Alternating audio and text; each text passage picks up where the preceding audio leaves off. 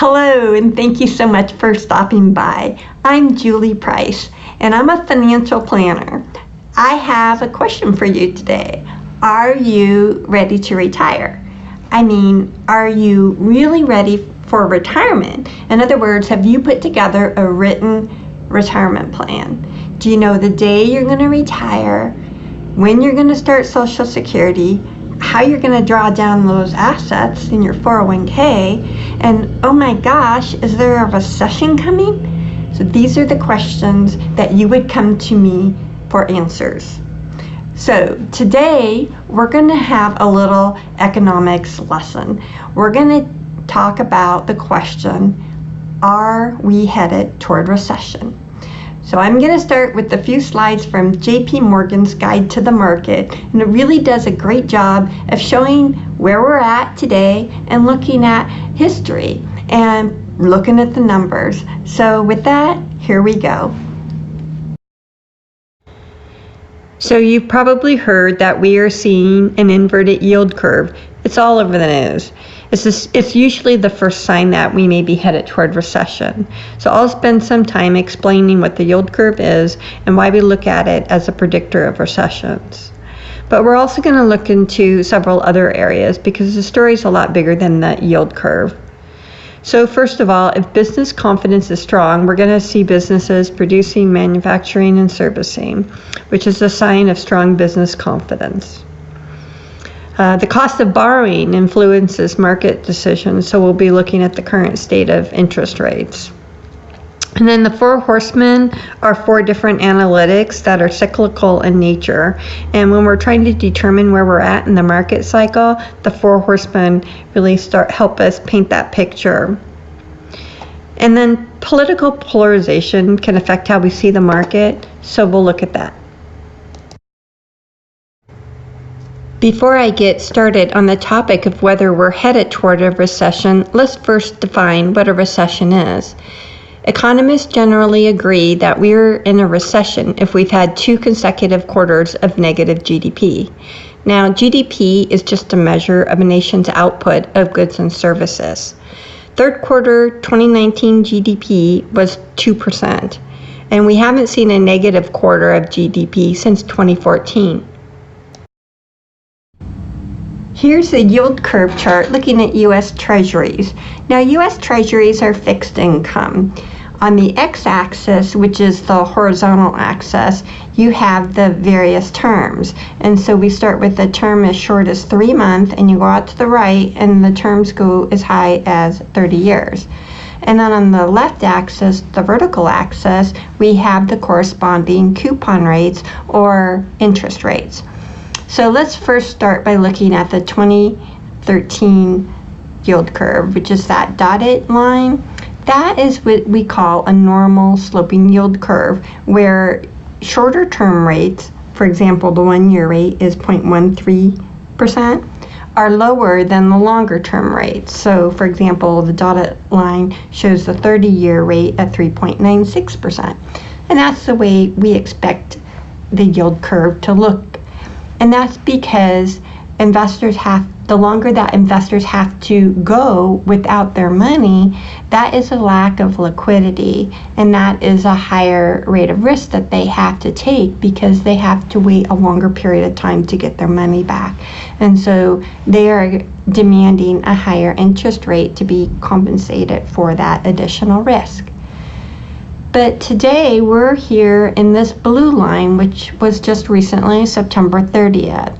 And here you see, if you look at the 1-year rate is 1.75% and the 10-year rate is 1.68%. So here we're seeing shorter term rate higher than a longer term rates, and it's made its way to the 10-year mark here just in the last several weeks. So why is this a concern about recession? Well, the concern is that both businesses and individuals are looking toward financing things in the short term, maybe getting cars, or even in the longer term, getting houses. And for businesses, whether or not they're going to make that investment into that division or just continue operations. And so that's why we look at the yield curve inversion as a indicator that there might be a recession coming down the pipes. We're going to evaluate business confidence by looking at hires and layoffs. So we're focusing on the chart on the left. So the gray line represents layoffs, and it's shown with a little bit of a twist in this chart. It's actually shown inverted. So if you look at this dip down here, which occurred at the end of the last recession, it's actually an increase in layoff, not a decrease in layoff. So again, it's shown inverted.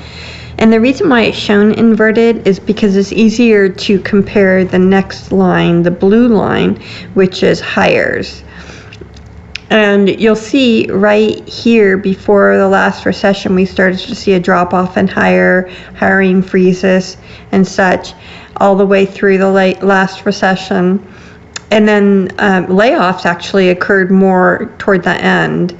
So we're looking at a decrease in hire first as a precursor to a recession, because that's what we're trying to use these numbers for.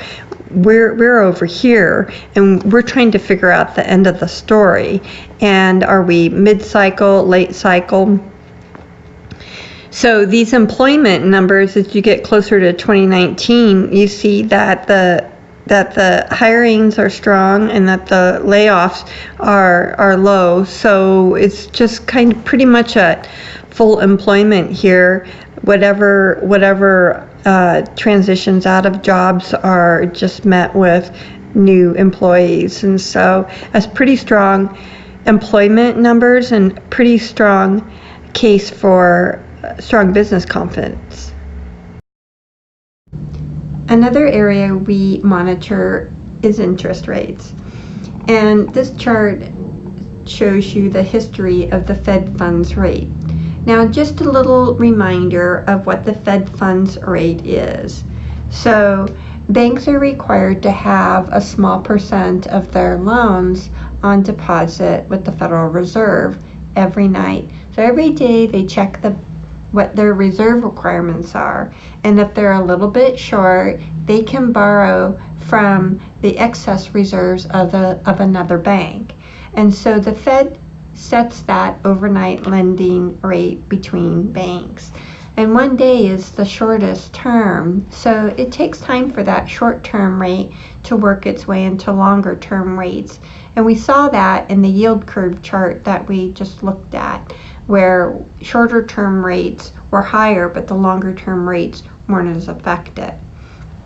But if you look at this chart, you can see back in 1999 that the Fed was in a period where they were increasing the rate on the Fed funds rate, and then we started we were going into that tech bubble, and then there was a decline in the market, a slowdown in the economy, and a recession after that. And the Fed drastically reduced rates at 2% chunks even. And then it was kept pretty moderate between 2001 and 2003, where it started ramping up the rates again gradually. And then that led to another recession, and the Fed very quickly lowered rates. But it didn't prevent the recession. And then the economy, money's been pretty cheap for the last 8 or so years. It's been about 25 basis points, which is 0.25% between 2008 and 2015, when the Fed started making really small increases in the Fed funds rate, until only recently, where we've seen a couple of cuts. So where we're at right now isn't that high, and it's not really preventing investments from individuals and businesses. And we'll delve into that a little bit more when we talk about the four horsemen.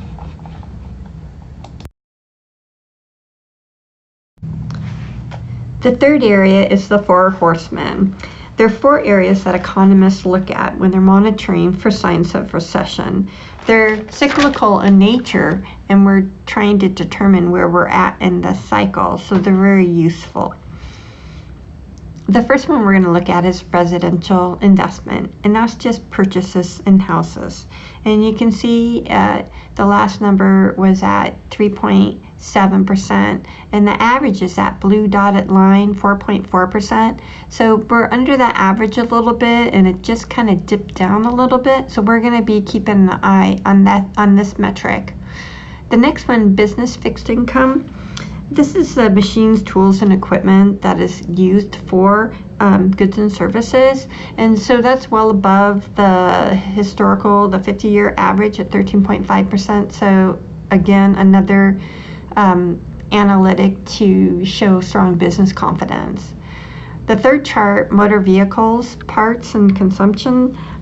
This is another strong number. It's still below the 50-year average, but it's not on a deep dive down like it was prior to the 2008 recession.